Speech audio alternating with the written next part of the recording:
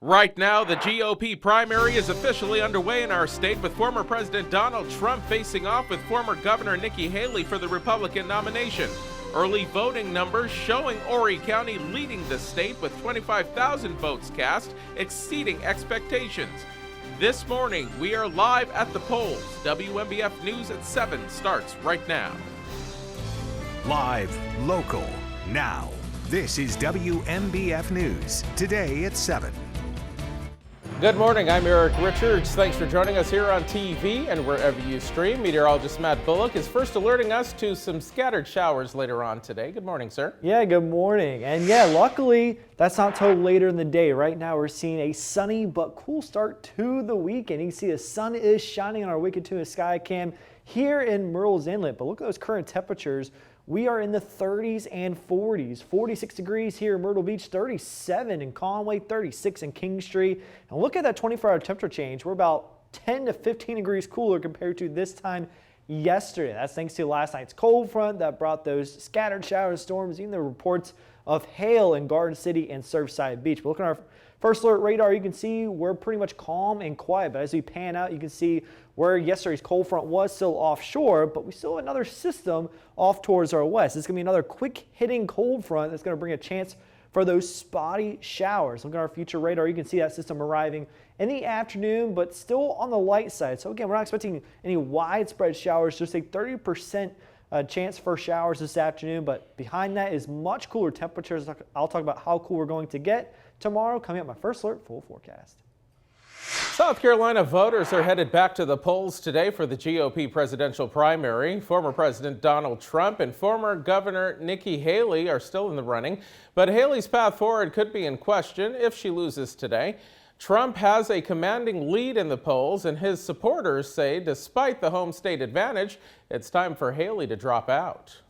The one person that stands in the way of having a conversation between Joe Biden and Donald Trump is Nikki Haley.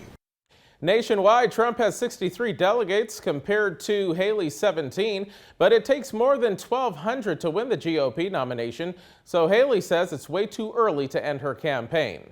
Voters today will see a lot more on their ballots than just Trump and Haley's names. Some former candidates will still be listed since they ended their campaigns after South Carolina's deadline, but voting for those candidates will not count. So you will also see 3 advisory questions.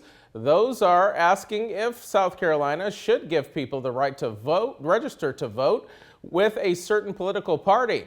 Next, they ask about changing the state's process to select judges and whether or not to protect businesses from some more lawsuits. All 3 are currently being questioned through different bills at the State House. The polls just opened a few minutes ago, but thousands of voters have already cast their ballots in the early elections right here in Horry County. Our Michaela Evans joins us live now at a precinct in Carolina Forest. And Michaela, it seems very quiet out there so far. Good morning. Good morning, Eric. I'm here at Carolina Forest Community Church, and the poll workers are here. They're ready. I've seen a few people walk in so far, but like you just mentioned, it's quiet. But the Horry County's election director says she expects big crowds based off of the early voter turnout. Data shows that Horry County led the rest of the state in early voting numbers in the GOP primary, with more than 25,000 people casting their ballot in the early 2-week voting period. This is a major difference compared to the Democratic primary a few weeks ago, which saw a little more than 1,000 early votes cast. I spoke with first-time early voter John Mahoney, who says he's glad to beat the rush. It was a great experience. I'll probably do it again if they offer it again. When I go on the day of, sometimes it depends on what time you go, and it can be very crowded. Polls close at 7 o'clock, and make sure before you leave the house you check your polling place, and you can find all of that information and more under our elections tab on our website. Live in Myrtle Beach, Michaela Evans, WMBF News. Michaela, thank you. WMBF News is your home for all your Decision 2024 coverage this weekend. We'll have live team coverage on the South Carolina Republican primary from Charleston to Columbia and here at home, including the results as they come in tonight, as well as reactions and what's next tomorrow. As we continue on this busy Saturday morning, Dave Ackert has your Sunday morning sports report right after this.